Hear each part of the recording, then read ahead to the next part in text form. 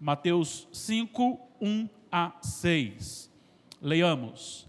Vendo Jesus as multidões, subiu ao monte, e como se assentasse, aproximaram-se os seus discípulos, e ele passou a ensiná-los, dizendo: Bem-aventurados os humildes de espírito, porque deles é o reino dos céus.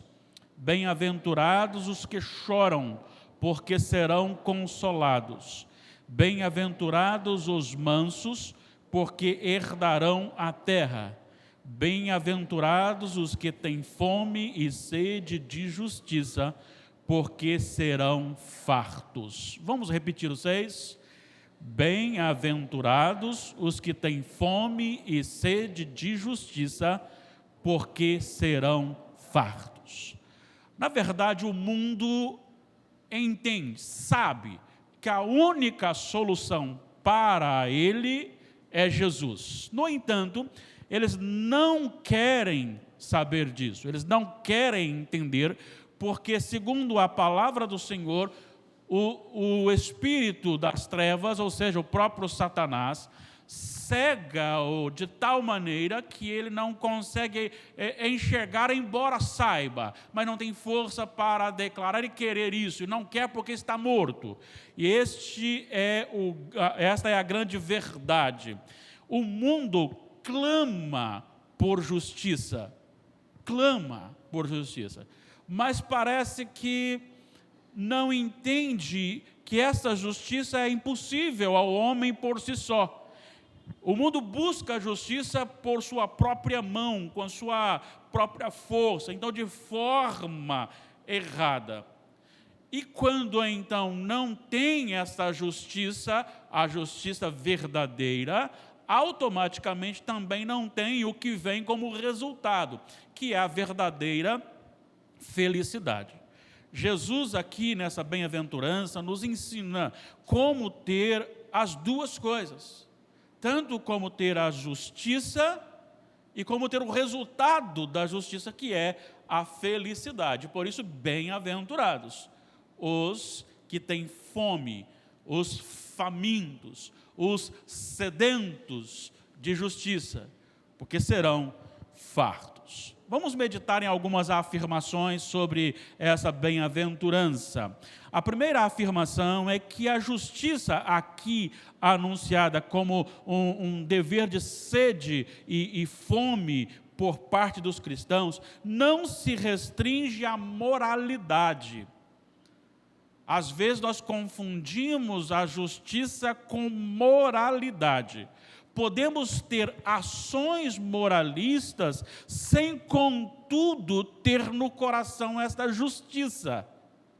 Isso acontece quando as ações têm como motivação evidenciar a própria pessoa, o eu, mostrar como eu sou bom. Quando a moralidade não passa de um palco, este palco sendo uma vitrine de uma amostra para dizer para o mundo: olhem para mim, veja como eu sou bom, olha como eu não falo isso, não falo aquilo outro, não faço aquilo, não faço aquilo outro, não vou aqui, não vou lá, e sendo que o que Deus determina não é uma negatividade de ações, mas uma positividade de coração. Todas as vezes que nós usamos a moralidade como uma vitrine da nossa vida, nós estamos equivocados com respeito à justiça. Isso acontece também quando nós fazemos apenas porque temos um nome a zelar. Eu sou de uma família, eu não posso envergonhar a minha família, então por isso eu vou agir de acordo com aquilo que eu venho aprendendo desde a minha infância. E na verdade a gente aprende alguma coisa na infância que fica marcada, né? Minha mãe me ensinou que é desrespeitoso para ser pecado comer de boné ou de chapéu. E acredita que eu sou traumatizado com isso? Eu não como de jeito nenhum de boné ou de chapéu. Um que eu não uso mesmo, né? mas não sou fã. Por quê? Porque a gente aprende, embora eu saiba que não tenha a ver com pecaminosidade ou com pecado, mas traumatiza a vida da gente, né? A mãe o tempo todo, tira esse boné, menino. Ai, ao respeito, menino. Vai crescendo com esse negócio, de vez em quando um tapinha na cabeça rolava, né? Você fica meio traumatizado. Então, quando você traz isso apenas para mostrar, para elevar a sua família, a sua própria vida, não é justiça que a justiça que Jesus colocou aqui. Segunda afirmação, a justiça ensinada aqui por Jesus não é uma justiça requerida nos outros, muito embora isso seja uma coisa positiva. Não podemos consertar o mundo sem olhar para nós primeiro. Isso acontece quando nos achamos bons demais comparado aos outros. E este é o grande problema do ser humano. Ele sempre faz um parâmetro igual ao pior do que ele.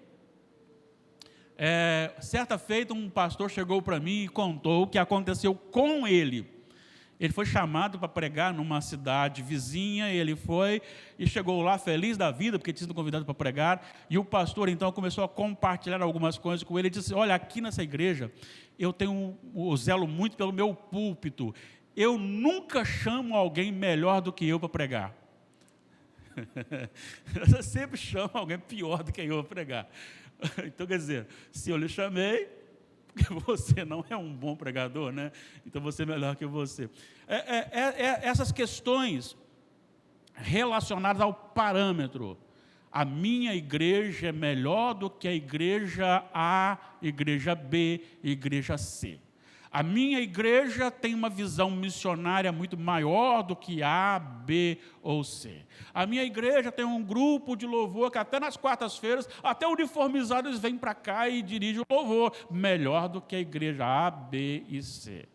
E assim começamos a comparar, usar como parâmetros pessoas ou entidades ou denominações.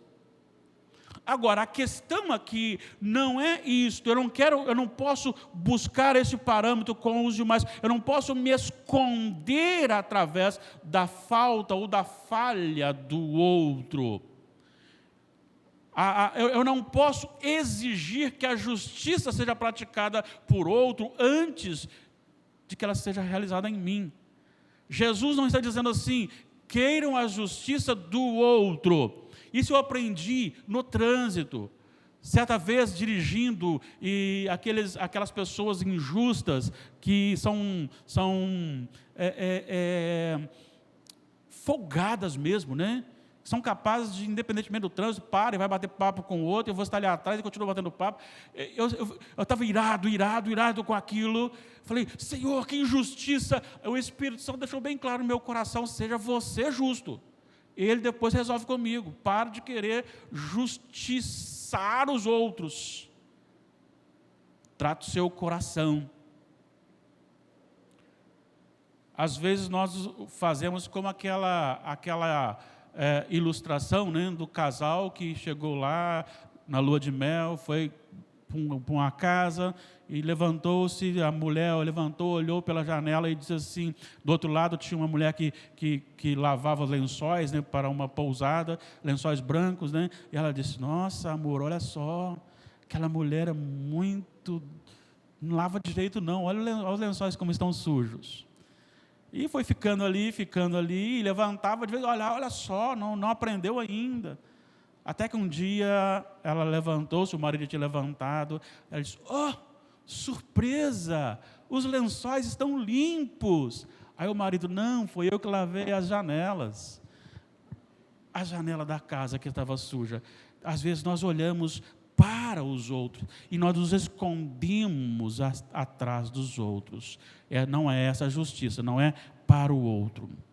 Terceira afirmação, a justiça ensinada por Jesus parte da consciência dos males do pecado.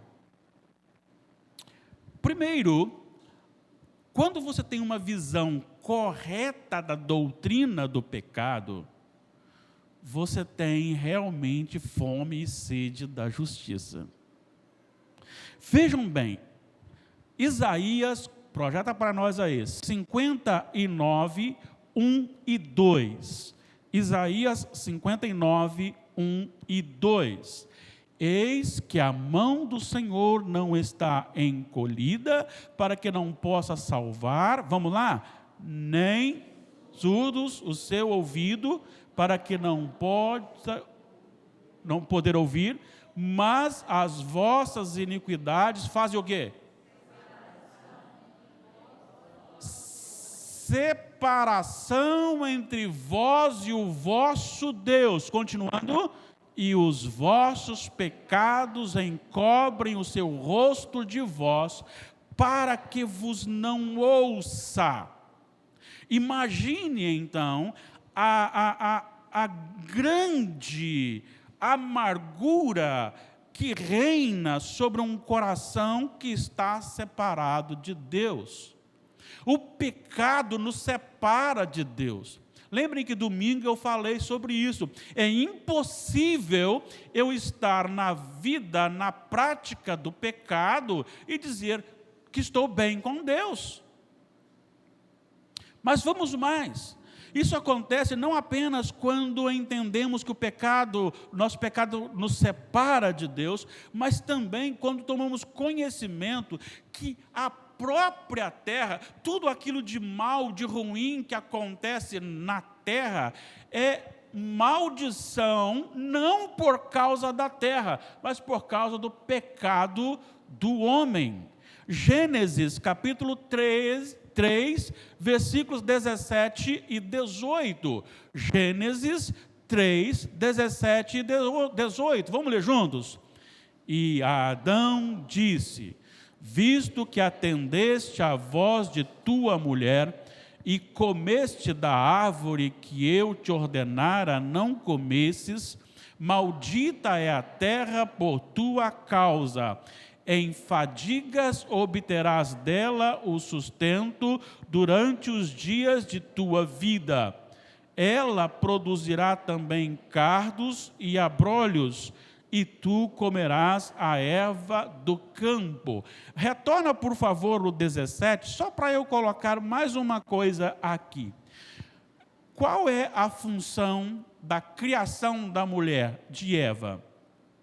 O que Deus disse para Adão? Far-lhe-ei uma auxiliadora que seja idônea. Isso quer dizer que Deus estava dizendo que a Eva foi criada apta para abençoar a vida de Adão. Não é bom que o homem esteja só. Olha o que o pecado faz. O pecado danificou tanto que o momento que ele parou para dar ouvido a Eva depois do pecado, ele também caiu. E ambos caindo, vem a maldição sobre a terra. E em Romanos capítulo 8, versículos 19 a 22, nos informa que a terra aguarda o momento da glorificação, da purificação do homem, porque ela está submetida à maldição não por causa dela. Por causa do pecado, Deus a amaldiçoou. Isso acontece também quando tomamos conhecimento do nosso estado totalmente deplorado sem Jesus. E quando eu falo totalmente deplorado, eu não estou dizendo da intensidade da maldade praticada, mas da totalidade das faculdades do homem. Nada no homem ficou isento da contaminação do pecado. Olha só o que Jó diz a respeito disso. Jó 14, 4, foi minha devocional de ontem. Quem da imundícia poderá tirar coisa pura? Ninguém. Jó está dizendo. Isaías 64, 6. Olha o que Deus manda o profeta dizer. Vamos ler? Mas todos nós somos como um imundo, e todas as nossas justiças como trapo da imundícia. Todos nós murchamos como a folha, e as nossas iniquidades como um vento nos arrebatam. Preste atenção num detalhe aqui. Veja bem, ele diz, todos nós somos o quê? Não, inicialmente, primeiro, imundo. E todas as nossas justiças, por quê? Olha só, preste atenção nesse detalhe.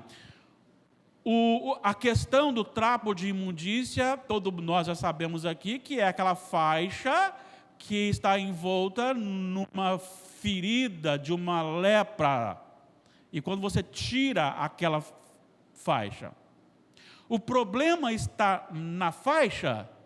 Não, o problema está na ferida. A faixa só fica imunda por causa da ferida.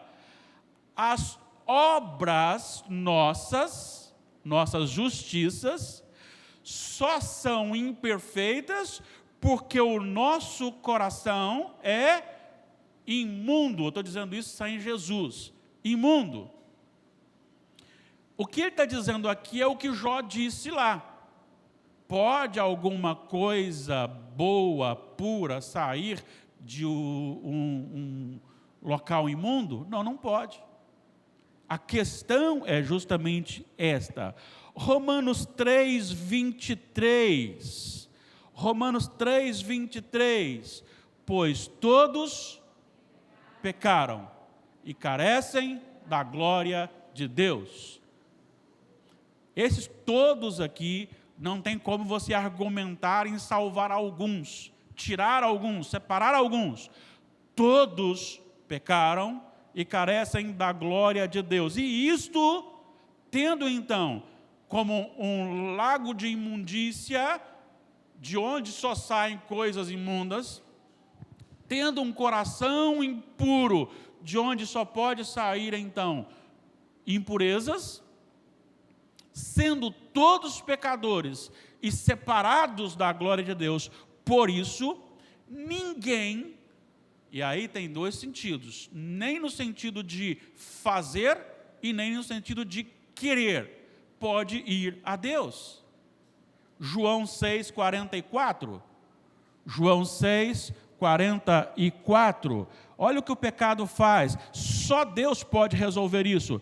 Ninguém, vamos lá, ninguém pode vir a mim se o Pai que me enviou não o trouxer, e eu o ressuscitarei no último dia. Ninguém pode vir a mim se o Pai que me enviou não o trouxer. Por quê? Porque nosso coração é imundo, nossa justiça é imunda. Nosso coração é impuro, a nossa justiça é impura. 4. A justiça ensinada por Jesus é o ardente desejo de ser amoldado ao caráter do próprio Cristo. E quando ele fala fome e sede de justiça, ou seja, fome e sede de ser parecido com Jesus, de ter o seu caráter parecido com Jesus, ele não está usando aqui apenas um desejo, no sentido como nós pensamos. É quase uma falência de órgãos por uma inanição, por falta de comida e por falta de água. É quando os órgãos estão já no fundo, já estão clamando tanto que já está perdendo todo o seu vigor. É esse o desejo que está aqui sendo ensinado. O crente precisa manter esse desejo no coração de ser parecido com Jesus. Salmo 63, 1 a 4, por gentileza, vamos lê-lo juntos. Ó Deus, Tu és o meu Deus forte, eu te busco, a minha alma tem sede de Ti, meu corpo te almeja como terra árida, exausta, sem água. Assim eu te contemplo no santuário, para ver a Tua força e a Tua glória, porque a Tua graça é melhor do que a vida. Os meus lábios te louvam.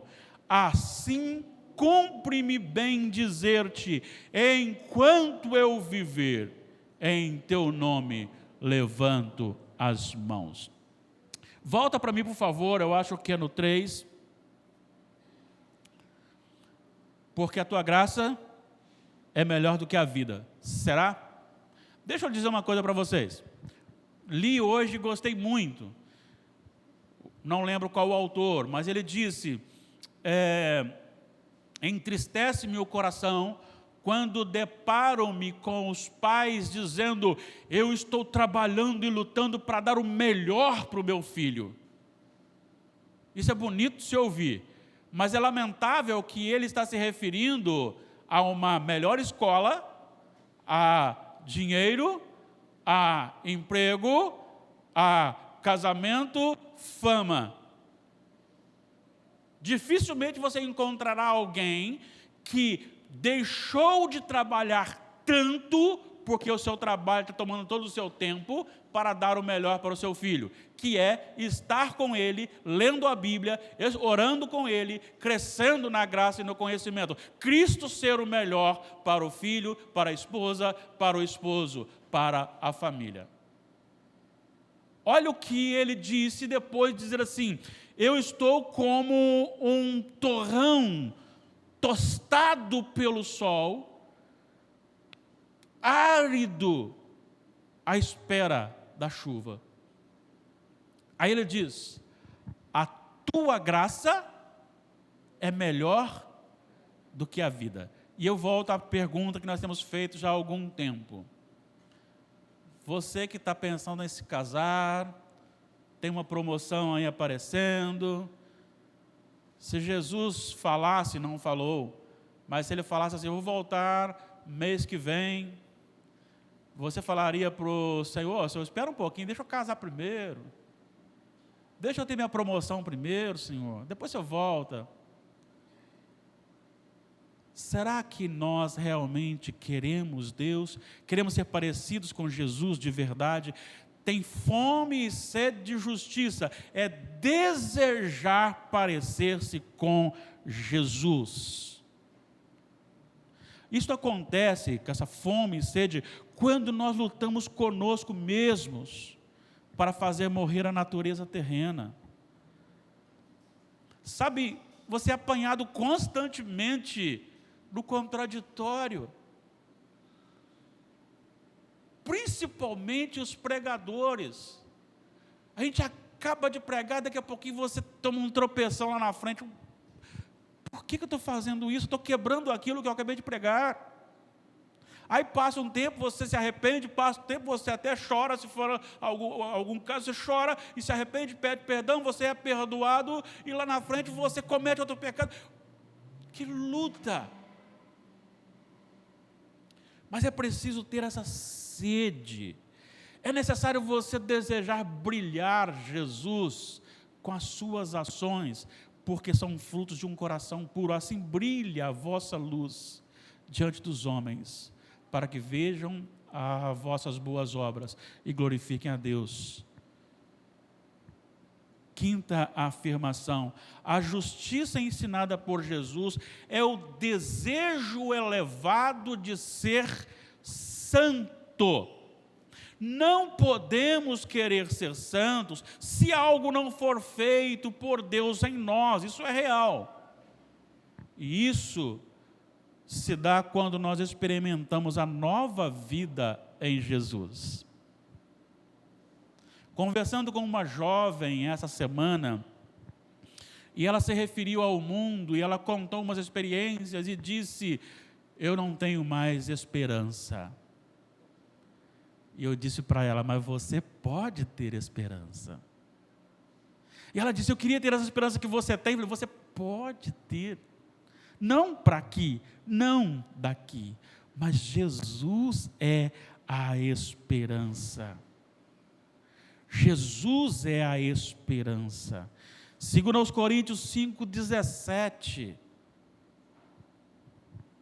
Vamos lá? Projeta para nós, por gentileza. Vamos juntos? E assim, se alguém está em Cristo,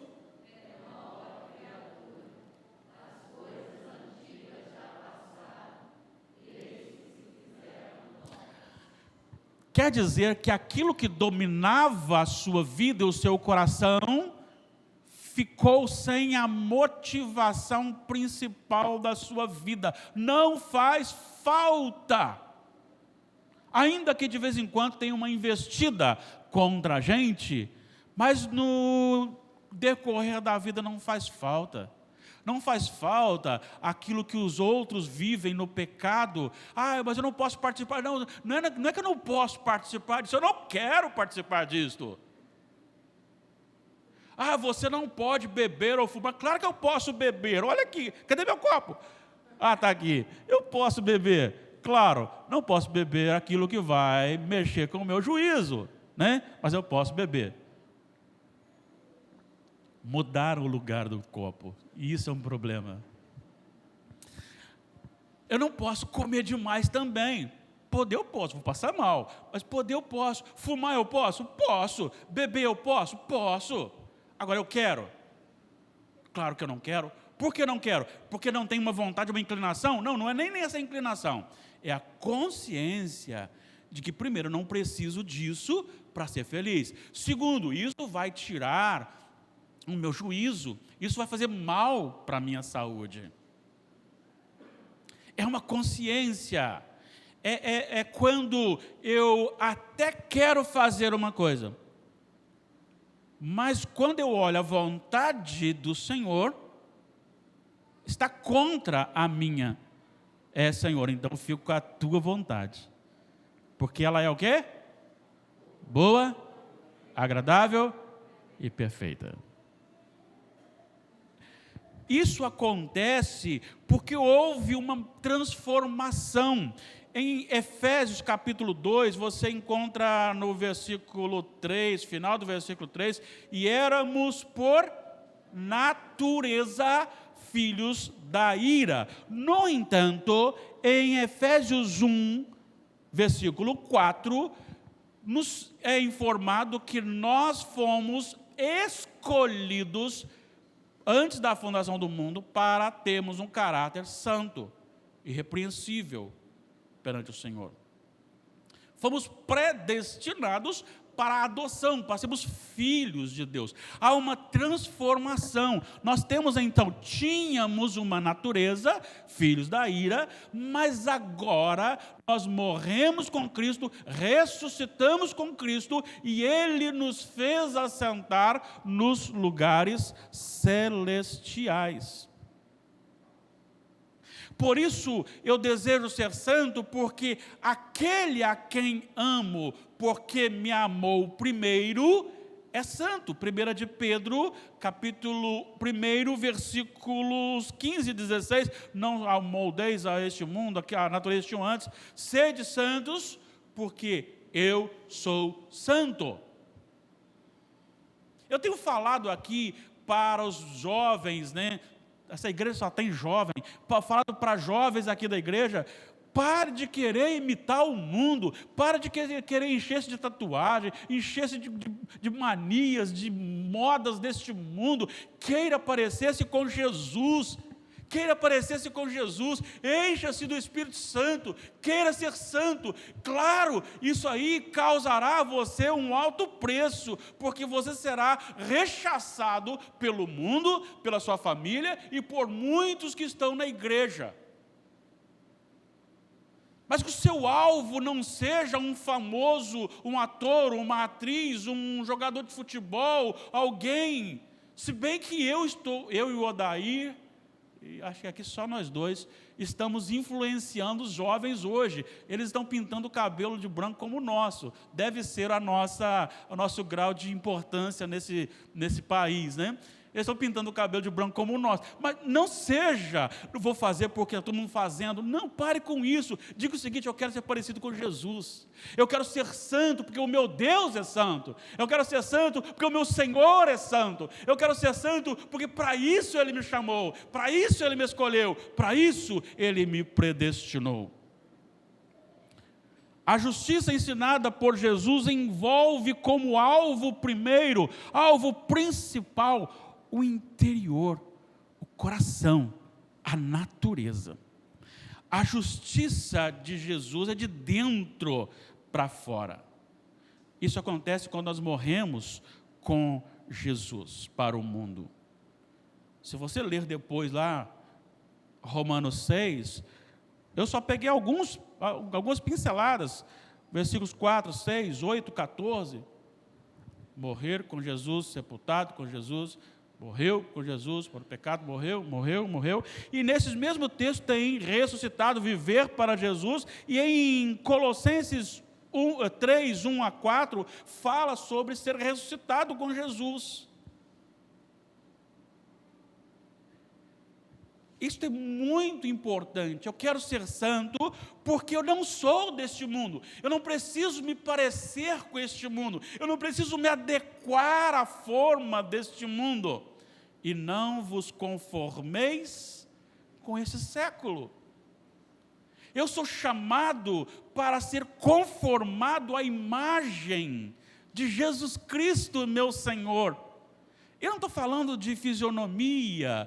Eu não estou falando que você não possa cortar o seu cabelo ou pintar o seu cabelo. Eu não estou dizendo nada disso. Eu falei sobre a motivação. Agora, o seu caráter tem que ser o caráter de Jesus.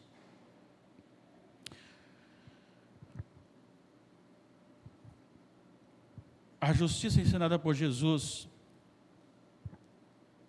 é o desejo ardente de ser igual ao Senhor, e que cada indivíduo neste mundo seja transformado pelo poder do Evangelho e viva para a glória de Deus.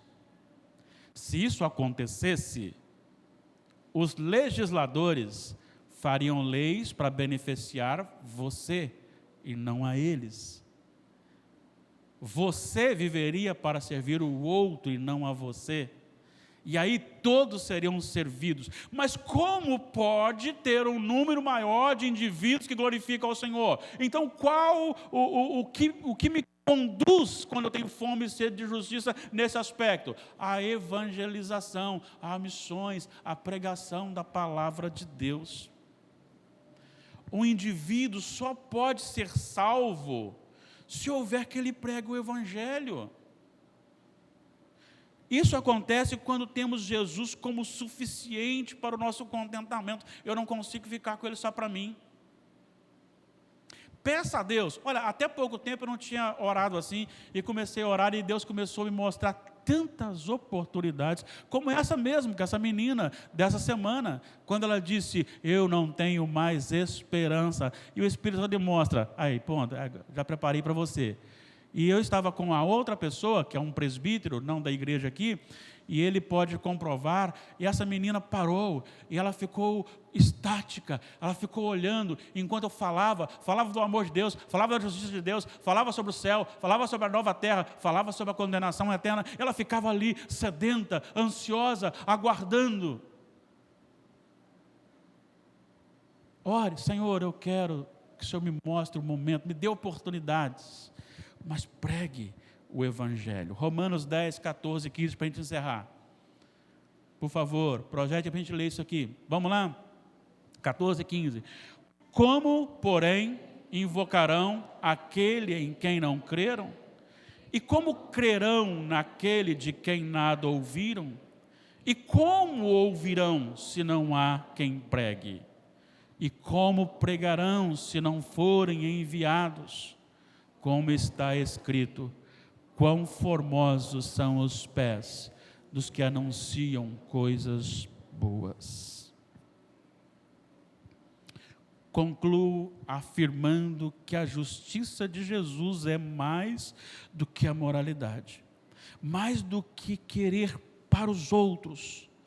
É a consciência do estado deplorável do homem sem Jesus e o que isso ocasionou na terra.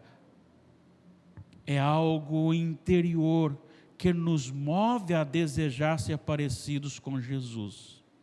É o ardente desejo de ser santo, porque Deus o é, que parte primeiramente do interior, do coração, tendo uma nova natureza, que me motiva a proclamar o reino de Deus a outras pessoas, para que elas também sejam alcançadas por esta graça e vivam para a glória de Deus. Quando temos fome e sede de justiça, essa justiça, não a justiça do outro, mas a minha justiça, a minha natureza transformada, a minha morte para o pecado. O que acontece segundo Jesus? Eu sou farto. Ele não diz assim, você receberá um pouquinho, você será farto. Ele dará com suficiência e a alegria tomará conta do seu coração. Bem-aventurados os que têm fome e sede de justiça, porque serão fartos. Nós iremos orar e logo em seguida o presbítero Daí passará mais uma vez um